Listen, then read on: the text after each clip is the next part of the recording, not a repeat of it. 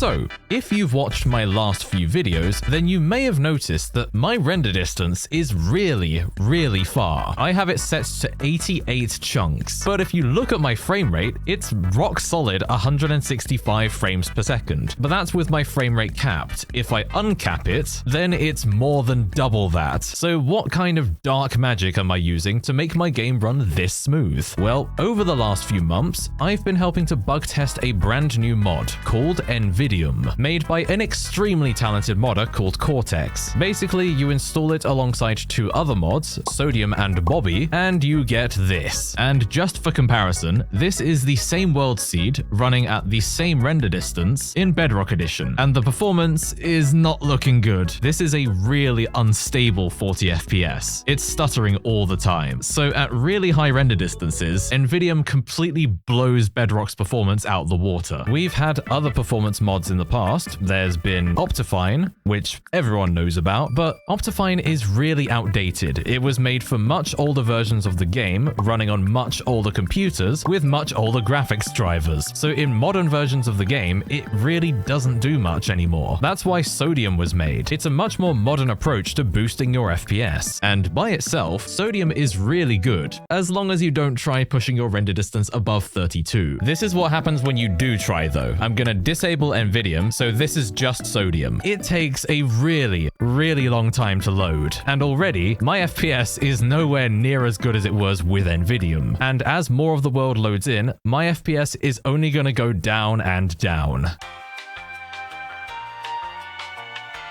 Okay, so the rest of the world has finally loaded in, which probably took a few minutes, and you can see that my FPS is really, really suffering. And it's not like my PC's bad, it's really good. It's just that while Sodium is a really good performance mod, it's just not made to render this much terrain at once. Now, if I turn NVIDIUM back on, the world loads in a matter of seconds. Now, there are two other mods that do this already. There's Distant Horizons and there's Farplane 2. But the difference is, those mods fake the terrain. And what I mean by that is, if you zoom in on the distant blocks, they're actually just flat colors. And the further out you go, the blockier it gets. And with NVIDIUM, if I zoom in on something in the distance, it's being rendered in full quality. This is a mountain 88 chunks away, and I can see it in full quality. All the textures are there, everything is there. And there's another cool thing that NVIDIUM does. Right now, I've disabled it, so the only performance mod I have running is Sodium. And if I put a piece of glass here,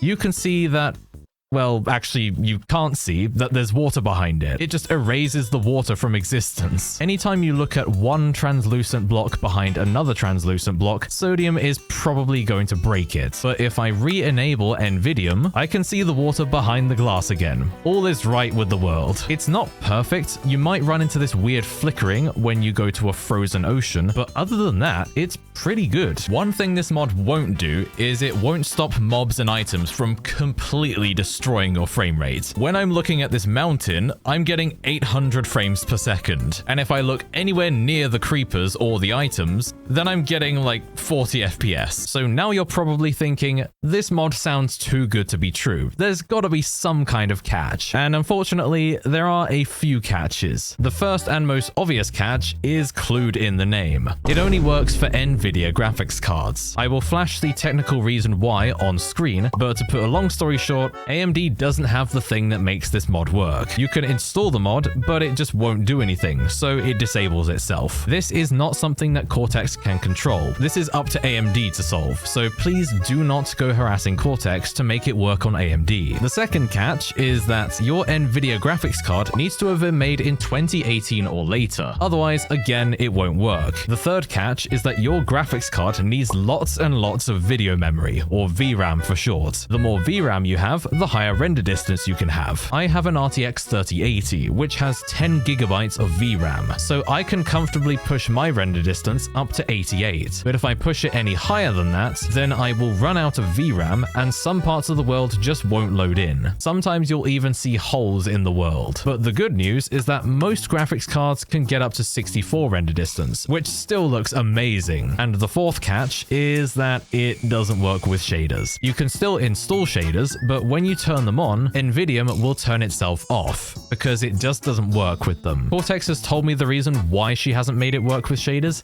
and it's pretty complicated. Basically, it will be extremely tedious and difficult to do. So again, please don't go harassing Cortex to make it work with shaders. And the fifth catch is that to get the extra render distance, you need to install another mod called Bobby, so you can change your maximum render distance. And Bobby can take up quite a bit of space on your computer, depending on how much of the world you've explored. Without Bobby, NVIDIA can't load the world by itself. To get that Mushroom Island over there to load in, I would have to fly over to it. So you would have to spend quite a long time just flying around the world to actually see it all. So this mod isn't perfect, but if you meet these criteria, then there's basically no reason not to use it. It makes Minecraft feel like a proper open world game, and it lets you enjoy the terrain more. So if you want this mod, then the link is in the description. And Cortex also has a Patreon, so if you really like her work and want to support her, then that's the best way to do it.